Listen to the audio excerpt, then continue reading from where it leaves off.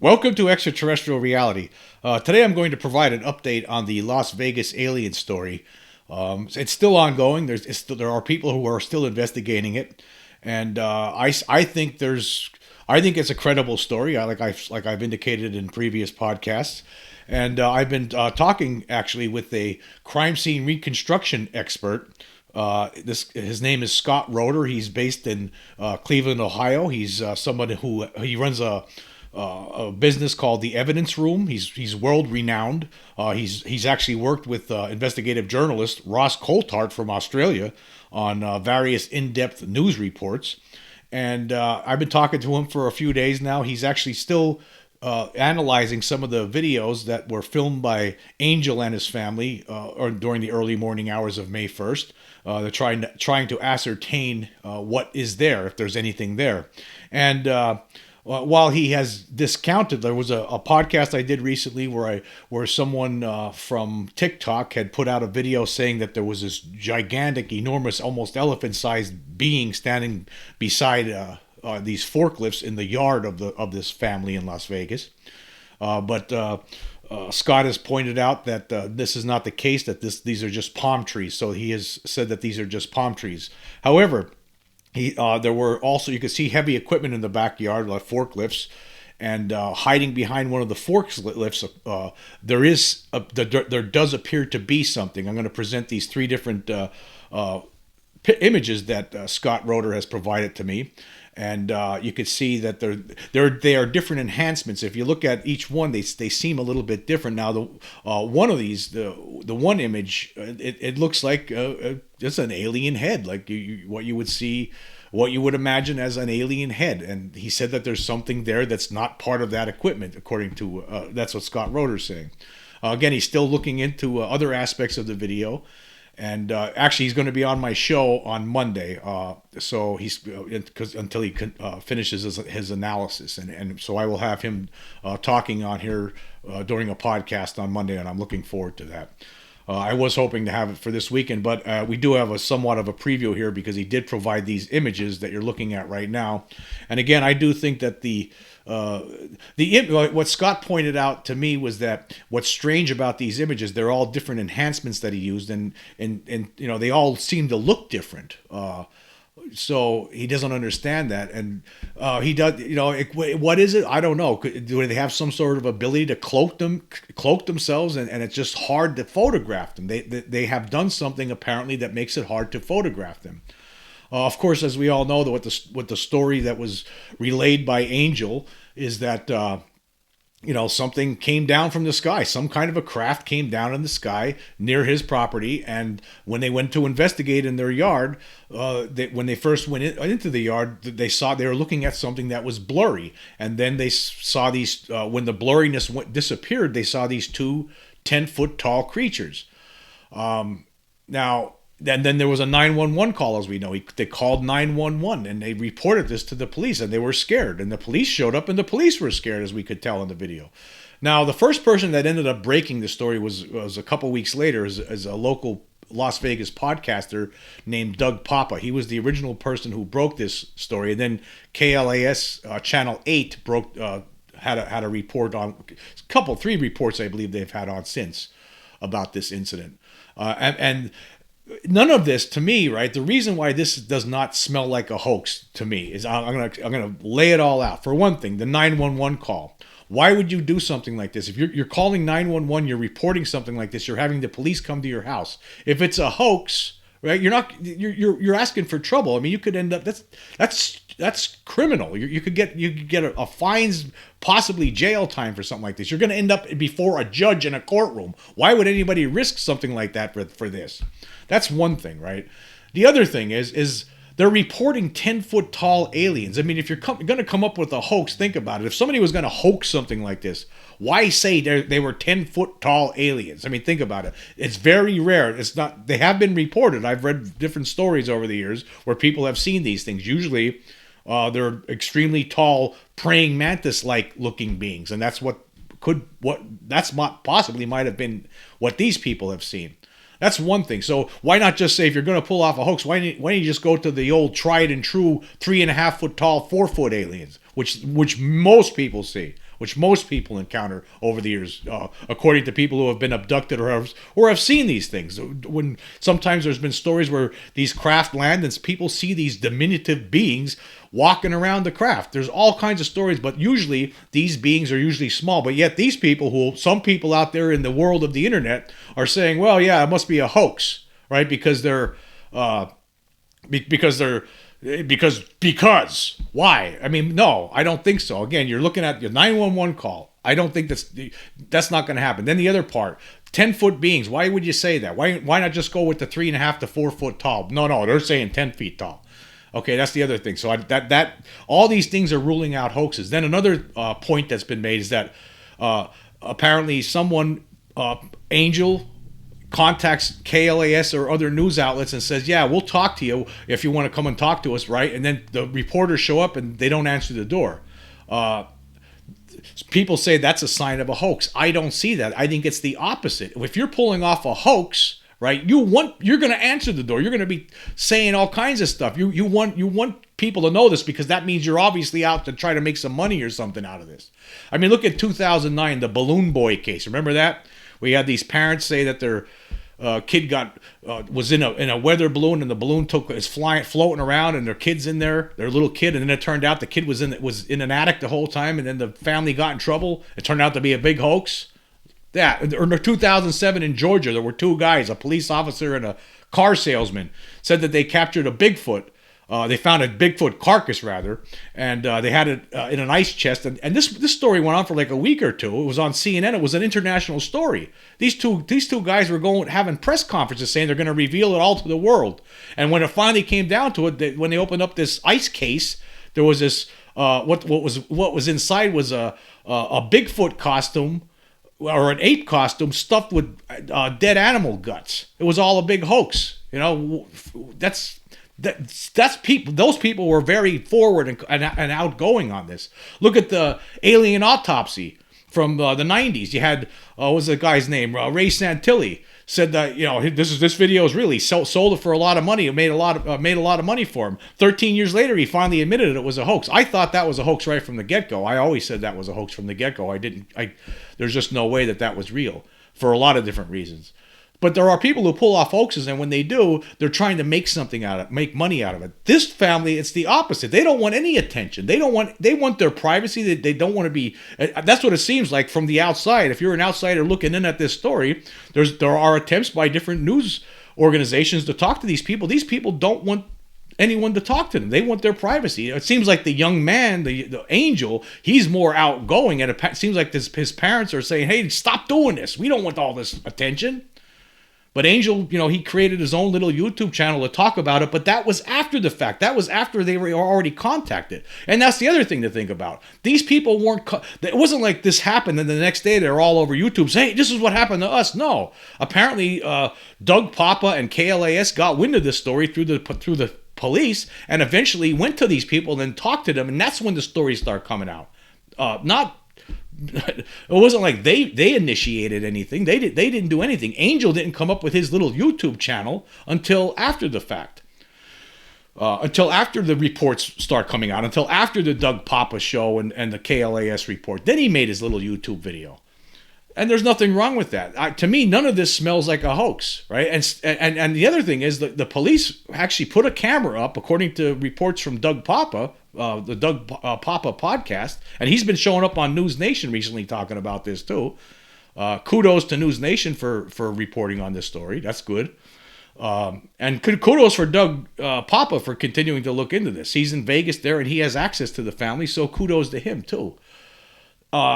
So they're still looking into this. The police felt, according to Papa, that they felt strongly enough that they put up a security camera there to film the property as surveillance.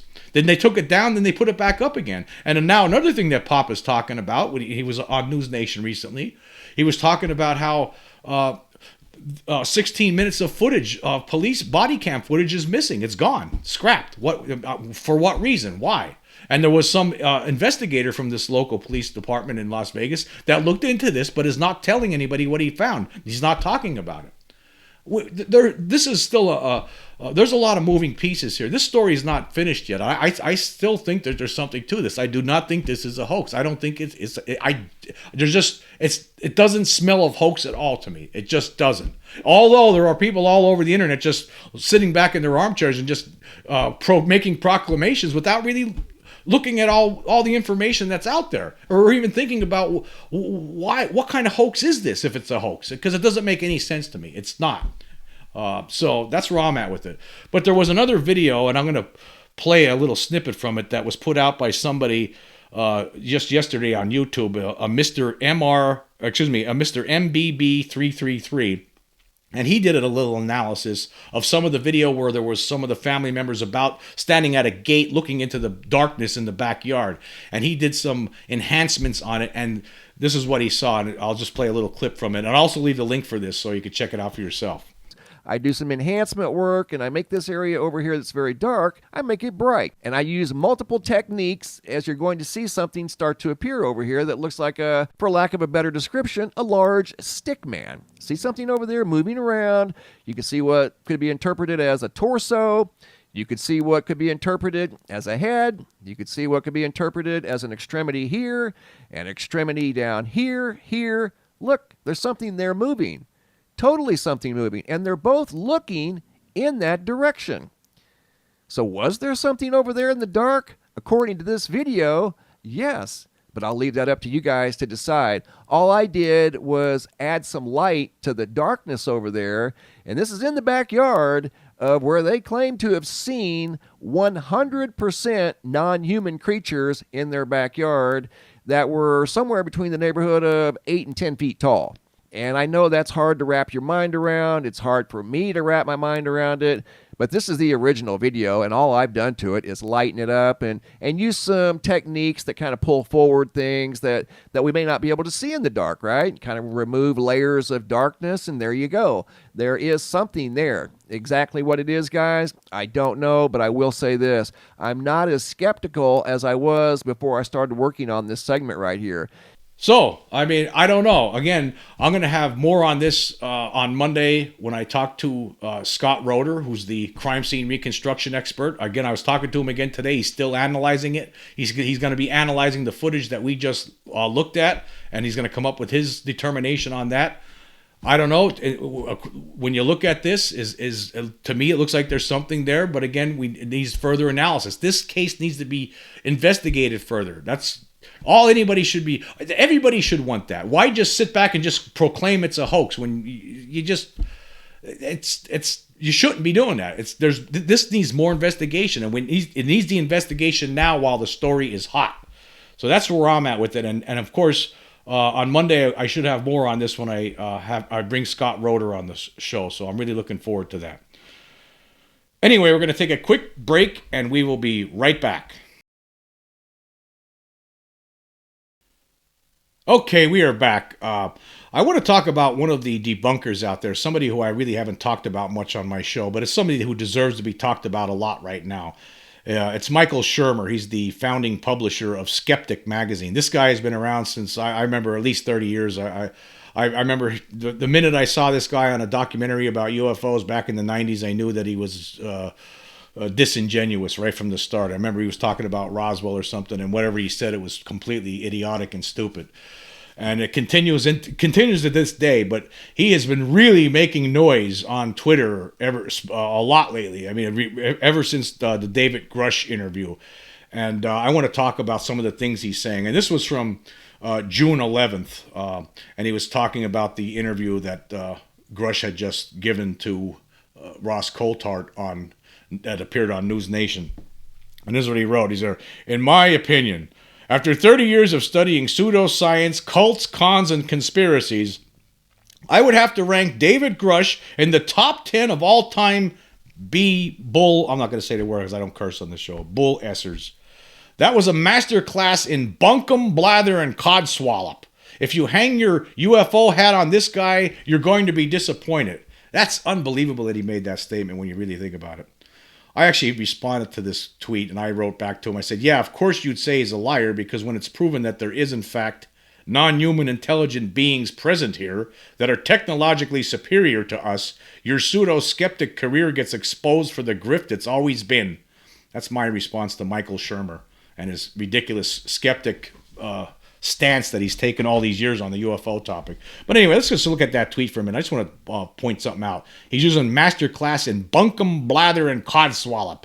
I mean, who uses those words today? I mean, this guy's attempt, those words, when they haven't been in vogue since like 1890. Bunkum, blather, codswallop. I mean, come on, who uses those words? The only reason he does this kind of thing because he wants he wants his marks to think that, oh, he must be really intelligent that he has words like this in his vocabulary. Bunkum, blather, and codswallop. That's a bunch of codswallop. I mean, nobody talks like this in these days again. It is totally ridiculous. But let me just point something out. There was a tweet that was put up that I saw today on Twitter from Rob Sheridan, a Twitter user named Rob Sheridan, and he posted a David Grusch fact check.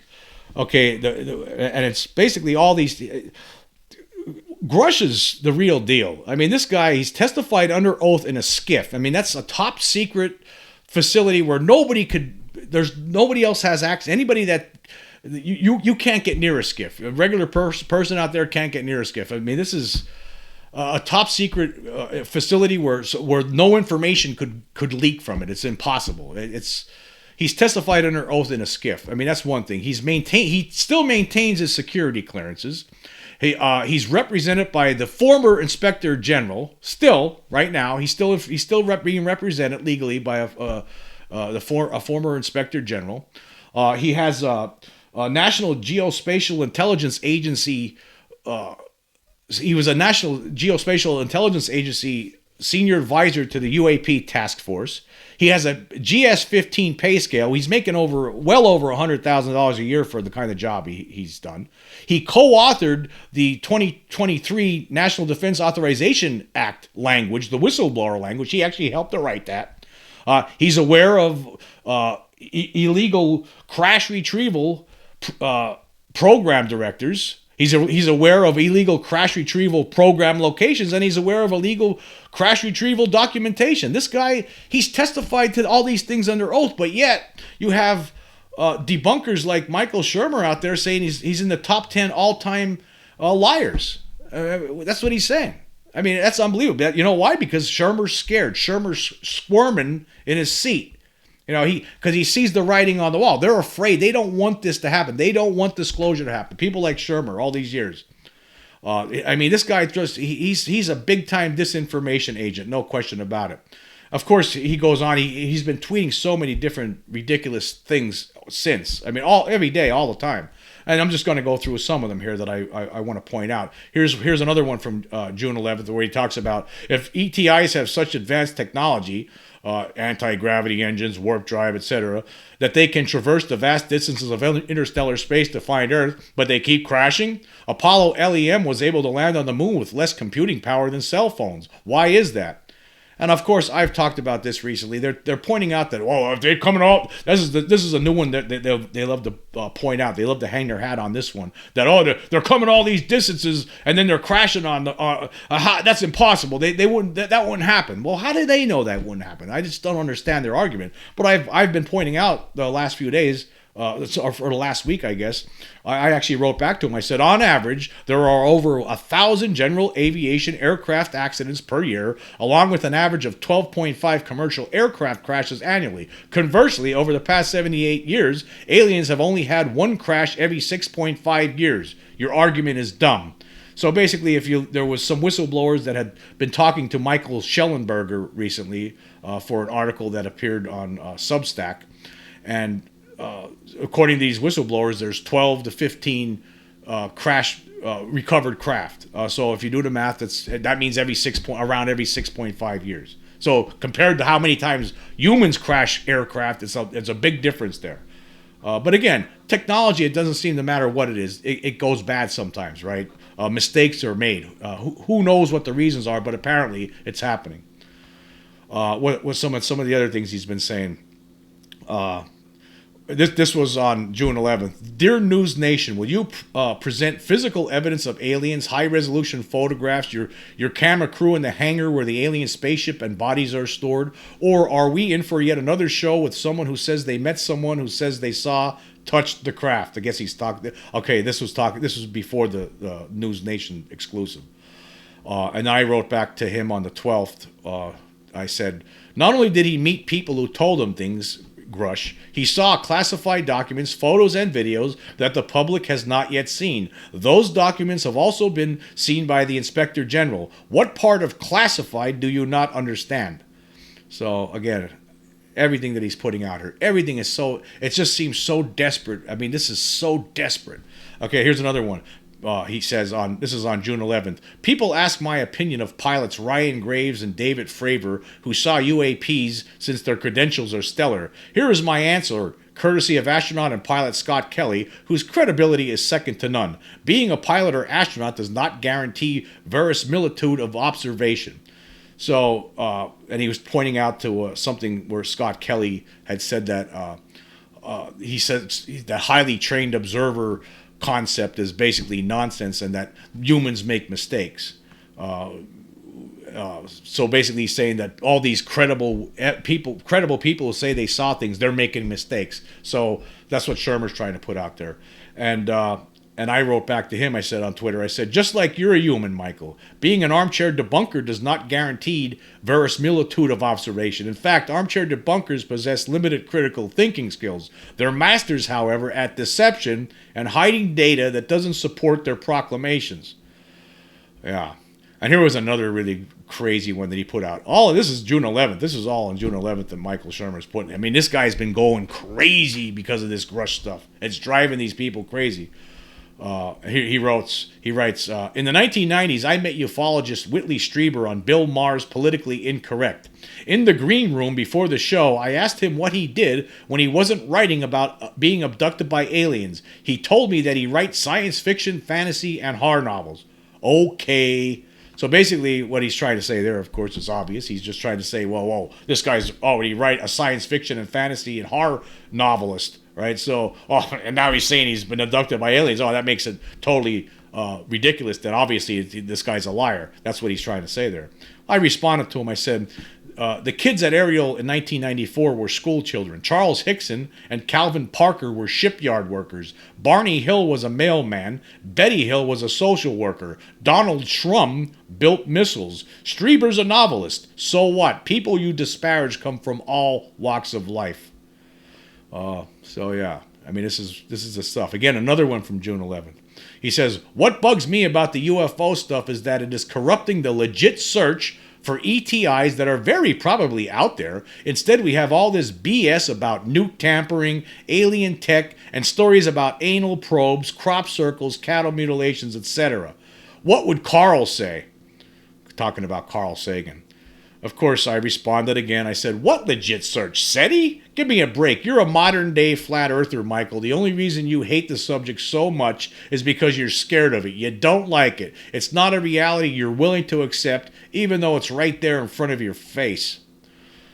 Yeah, this guy is just a piece of work, and it's... I can't... It seems to me like it's incredible desperation that's been going on with this guy. Okay, here was another one that he put out there. He says... if you want to know what ufologists, at least some, really believe, this is full disclosure indeed. A shadow government is really running the United States, and an Antarctica neutrino experiment is a high-energy weapon that triggered the Christchurch earthquake. We had anti-gravity tech in 1954, and disclosure of ETIs is coming any day now, which Greer has been saying since 2001.